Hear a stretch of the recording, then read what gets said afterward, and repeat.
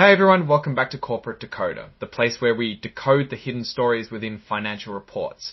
And I can tell you this AMREP report has a few twists and turns that are going to be very interesting to unpack. Now, AMREP Corporation held its annual shareholder meeting, and it seems like a pretty standard affair, but when you dive into the details like we do here on Corporate Decoder, you can find out what really happened behind the scenes and what it means for the company and its shareholders. So let's talk about AMREP Corporation, the company whose meeting we're looking at today. They are incorporated in Oklahoma and have been around for a while. What's really important here is understanding what these numbers mean for the actual ownership and voting power of the company. The date of this report is September 11, 2025, which is the date of the annual shareholder meeting. This is when important decisions about the company's direction and leadership are made.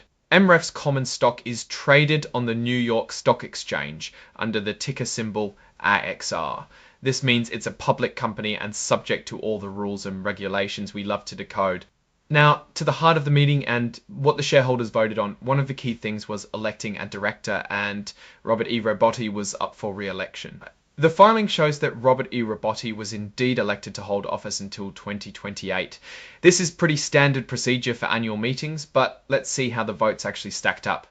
When it comes to Mr. Robotti's election, there were 3,185 votes in favour and 223 held. This is important because it shows not everyone was completely on board with his re-election, and we also see a significant number of broker non-votes, which were 1,316,173.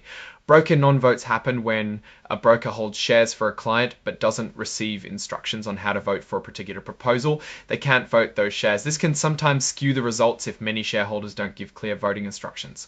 Next up was a really interesting vote, an advisory vote on executive compensation.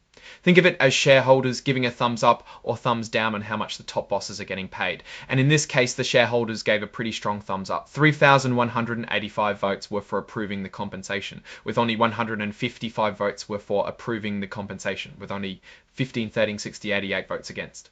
This suggests that generally shareholders felt the executive pay was reasonable for the year. There were only 1,069 abstentions on this proposal, which is a very small number. This means most shareholders who voted had a clear opinion on executive pay. Another crucial vote was the ratification of the company's independent auditor, Rosenberg Rich Baker Berman PA. For the year ending April 30, 2026, the shareholders overwhelmingly approved this appointment with a massive 4,522,408 votes in favour. This is a very strong endorsement and shows confidence in the firm that checks the company's financial health.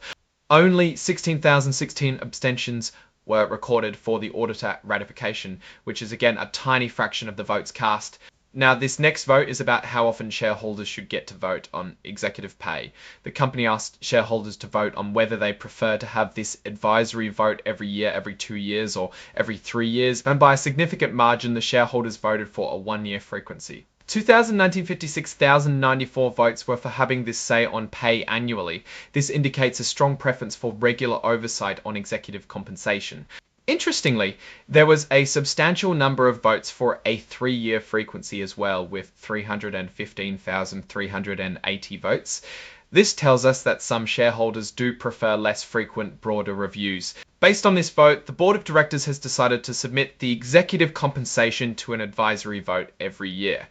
This aligns with the majority of shareholder preference for ongoing evaluation of how their top executives are compensated.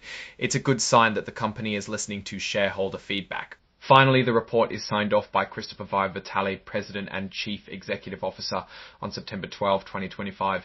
This is the official stamp of approval on the information presented.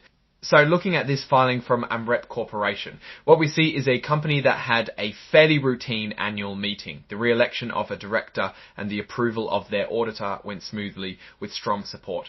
The most interesting part is the clear shareholder preference for annual say-on-pay votes, which the board has wisely acknowledged. This shows a company that is responsive to its shareholders' desire for transparency and regular oversight, especially when it comes to executive compensation.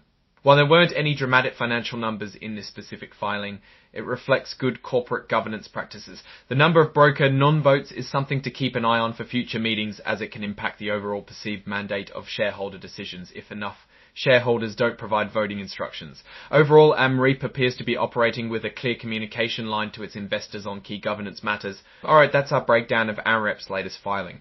What's your take on these voting results and what they signal for the company's future?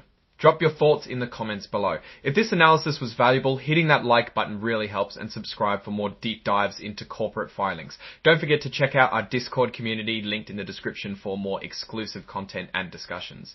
Thanks for watching. See you next time.